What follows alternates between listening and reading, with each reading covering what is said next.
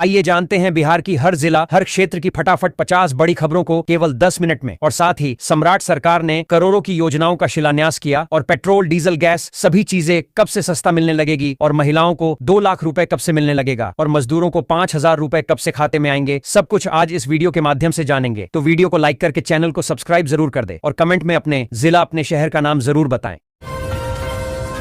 सम्राट चौधरी ने ऐलान किया कि बिहार के सभी लोगों को घर बनाने के लिए 3,50,000 रुपए की सहायता राशि दी जाएगी। उन्होंने कहा कि इस योजना का उद्देश्य जरूरतमंद परिवारों को पक्का आवास उपलब्ध कराना और उनके जीवन स्तर में सुधार लाना। राज्य मंत्रिमंडल ने सासामुसा चीनी मिल के 14,000 गन्ना किसानों के 42.99 करोड़ रुपए के बकाया भुगतान को मंजूरी दी है।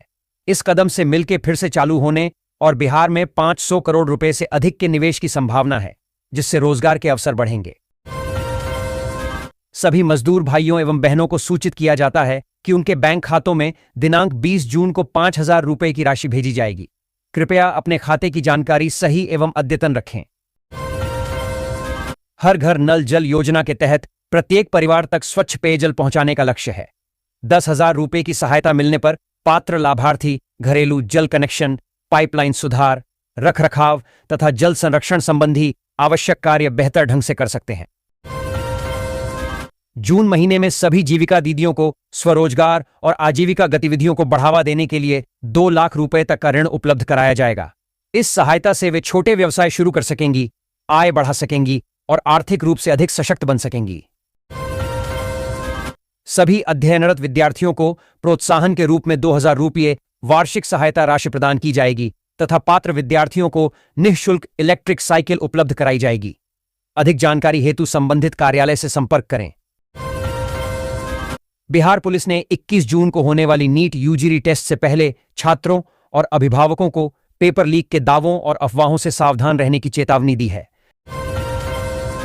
बिहार को वीबीजी रामजी योजना के तहत ग्रामीण रोजगार और आजीविका के लिए 6,715 करोड़ रुपए का अंतरिम बजट मिला है।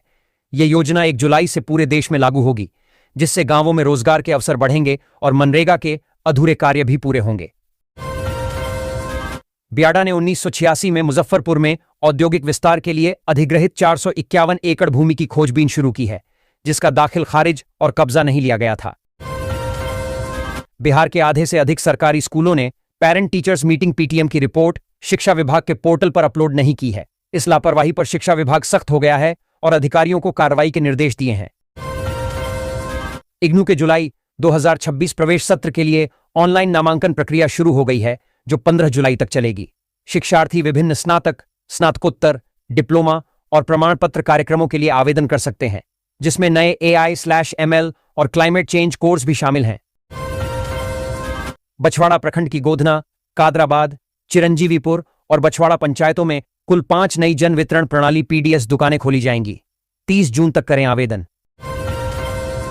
गया के दहियार गांव स्थित आंगनबाड़ी केंद्र संख्या 36 बदहाल स्थिति में है, जहां न खिड़की है, न दरवाजा और बच्चे खुद मिट्टी भरकर बैठते हैं।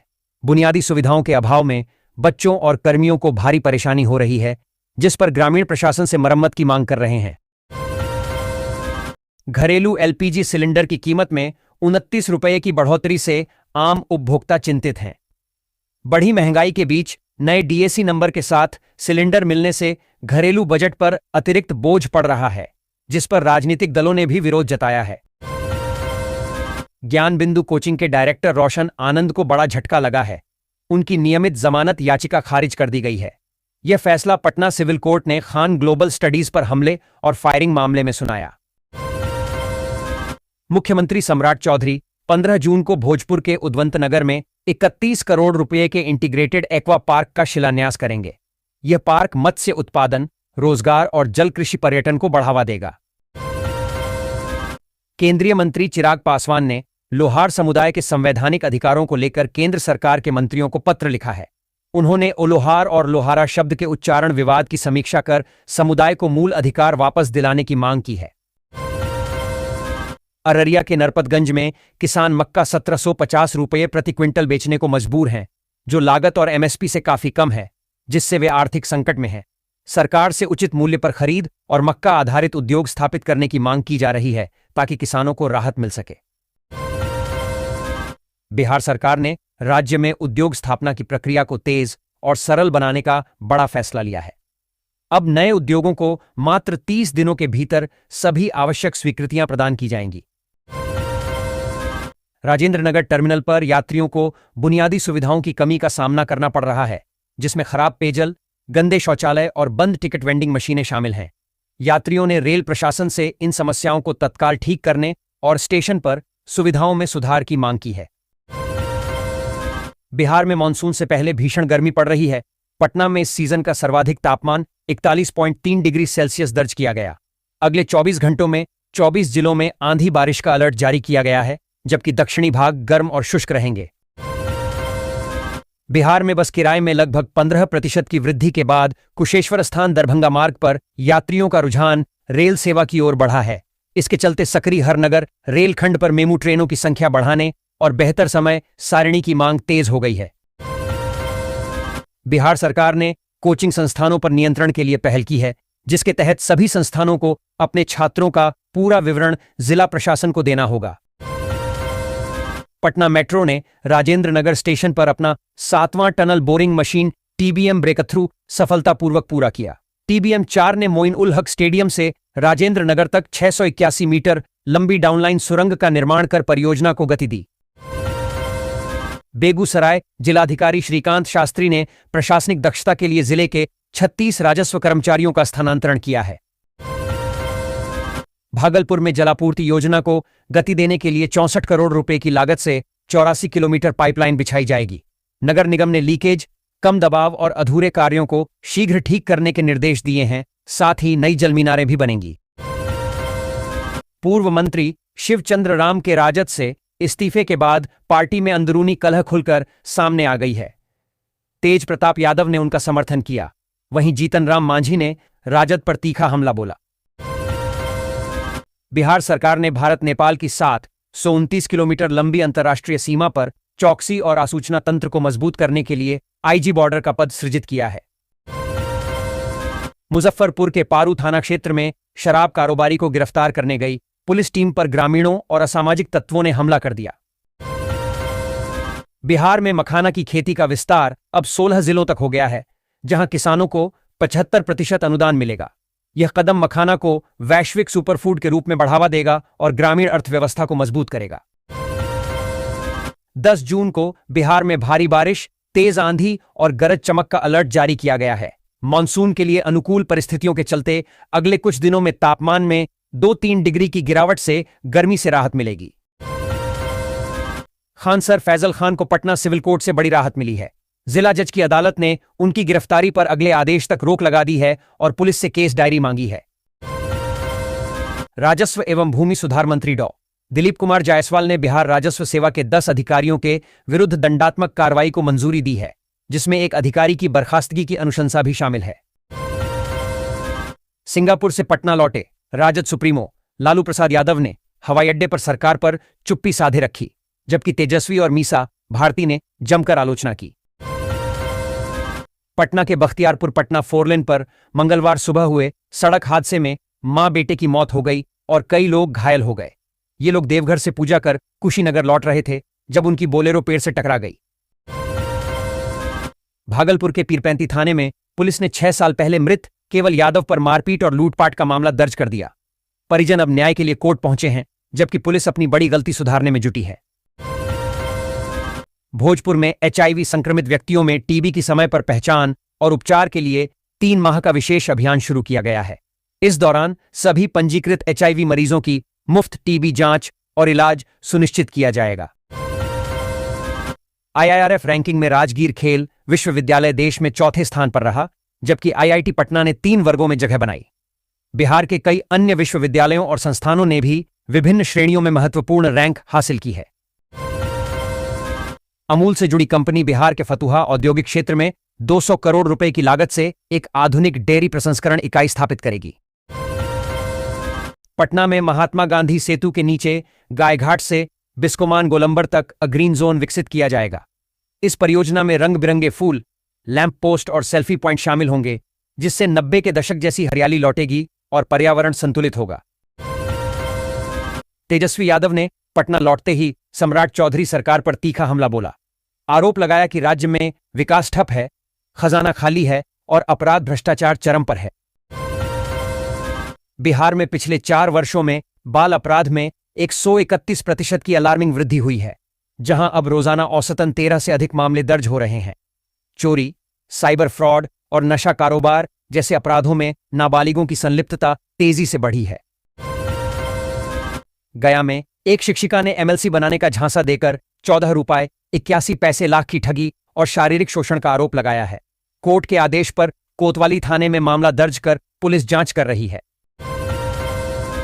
पटना के कारगिल चौक पर एक कॉलेज छात्रा को ऑटो सवार बदमाशों ने अगवा करने का प्रयास किया, लेकिन छात्रा ने चलती ऑटो से कूदकर अपनी जान बचाई।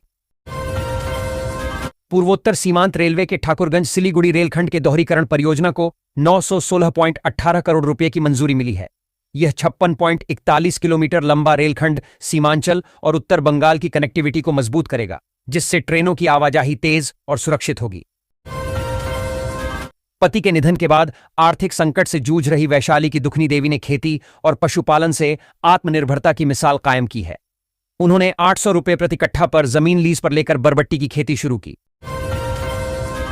जमुई के खादीग्राम परिसर से गांधी जी के 3 प्रतीकात्मक बंदरों में से बुरा मत देखो वाला बंदर गायब हो गया है, जिससे स्थानीय लोगों में आक्रोश है। परिसर में सुरक्षा की कमी और सोशल मीडिया रील्स बनाने के लिए इसके दुरुपयोग पर सवाल उठ रहे हैं। मुजफ्फरपुर में बिजली उपभोक्ताओं के लिए शुरू किया गया सुविधा बिहार ऐप तकनीकी खामियों के कारण परेशानी का सबब बन गया है। ऑनलाइन सेवाओं में दिक्कत के चलते उपभोक्ताओं को बिजली कार्यालयों के चक्कर लगाने पड़ रहे हैं, जिससे समय और धन दोनों बर्बाद हो रहे हैं। मधेपुरा की 8 वर्षीय बाल नृत्यांगना रिद्धि शर्मा ने नेपाल में आयोजित Sagarmatha cup international dance competition में कांस्य पदक जीतकर जिले का नाम रोशन किया है। राजकीय पॉलिटेक्निक गुलजारबाग के छात्र आशीष राजवंश चीन के शंघाई में 22 सितंबर को होने वाली विश्वस्तरीय प्रतियोगिता में एयरक्राफ्ट मेंटेनेंस का हुनर दिखाएंगे। उनका चयन भारत का प्रतिनिधित्व करने के लिए हुआ है, जिस पर विज्ञान मंत्री शीला कुमारी ने बधाई दी है। जैविक विधि से उत्पादित सरुआ के मालदा आम ने पटना मंडी में 200 रुपये प्रति किलो का रिकॉर्ड भाव प्राप्त किया है। इस आम का चयन अमेरिका निर्यात के लिए भी हुआ है, जिससे किसानों का मनोबल बढ़ा है। पटना के एएन कॉलेज के पास मैनहोल हादसे में एक मजदूर की मौत और कई के घायल होने के बाद बुडको ने संबंधित एजेंसी पर 2.1 करोड़ रुपए का जुर्माना लगाया है। सुरक्षा मानकों की अनदेखी और नियमों के उल्लंघन के लिए यह कार्रवाई की गई है। पटना कोचिंग विवाद में शिक्षक खान सर अपनी कानूनी टीम के साथ एफआईआर रद्द कराने के लिए हाईकोर्ट जाने की तैयारी में हैं। उन्हें अग्रिम जमानत मिल चुकी है, जिससे गिरफ्तारी पर रोक लग गई है और मामले में नया कानूनी मोड़ आ गया है। बिहार सरकार ने राज्य के विकास में प्रवासी बिहारियों की भागीदारी बढ़ाने के लिए एक नया डिजिटल प्लेटफॉर्म लॉन्च किया है। इसके माध्यम से आईटी सेक्टर में कार्यरत प्रवासी बिहारी अब सीधे सुझाव और निवेश के आइडिया दे सकेंगे। बिहार सरकार ने भारत नेपाल की 729 किलोमीटर लंबी अंतर्राष्ट्रीय सीमा पर चौकसी और आसूचना तंत्र को मजबूत करने के लिए आईजी बॉर्डर का पद सृजित किया है। बेगूसराय की रिया कुमारी का चयन 20वें एशियन गेम्स के लिए भारतीय महिला कबड्डी टीम के राष्ट्रीय कोचिंग शिविर में हुआ है। यह बिहार के लिए गर्व का क्षण है और रिया के पास अब भारतीय टीम में जगह बनाने की चुनौती है। आईआईटी पटना के हाइब्रिड यूजी और पीजी छात्रों ने प्लेसमेंट और इंटर्नशिप सत्र 2026 में शानदार प्रदर्शन किया है। एक छात्र को 56 लाख रुपए का वार्षिक पैकेज मिला, जबकि 400 से अधिक छात्रों को ओरेकल और आईबीएम जैसी कंपनियों में इंटर्नशिप मिली।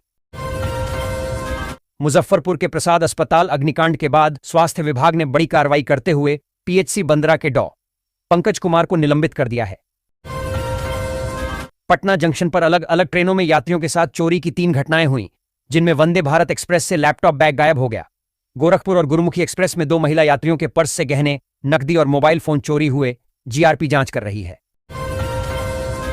पुरुषोत्तम मास 15 जून को समाप्त हो रहा है, जिसके बाद 19 जून से शादी विवाह और गृह प्रवेश जैसे मांगलिक कार्य फिर से शुरू हो जाएंगे। मधेपुरा की 8 वर्षीय बाल नृत्यांगना रिद्धि शर्मा ने नेपाल में आयोजित Sagarmatha cup international dance competition में कांस्य पदक जीतकर जिले का नाम रोशन किया है। लालू प्रसाद और राबड़ी देवी की सुरक्षा कटौती पर बिहार की राजनीति गर्मा गई है। राजद ने सरकार पर हमला बोलते हुए राज्य भर में विरोध प्रदर्शन किया। मीसा भारती ने इसे अपराधियों को सुरक्षा देने का आरोप बताया। शुभम सिंह ने राष्ट्रीय रक्षा अकादमी एनडीए पुणे से प्रशिक्षण पूरा कर भारतीय वायुसेना में फ्लाइट लेफ्टिनेंट का पद संभाला है।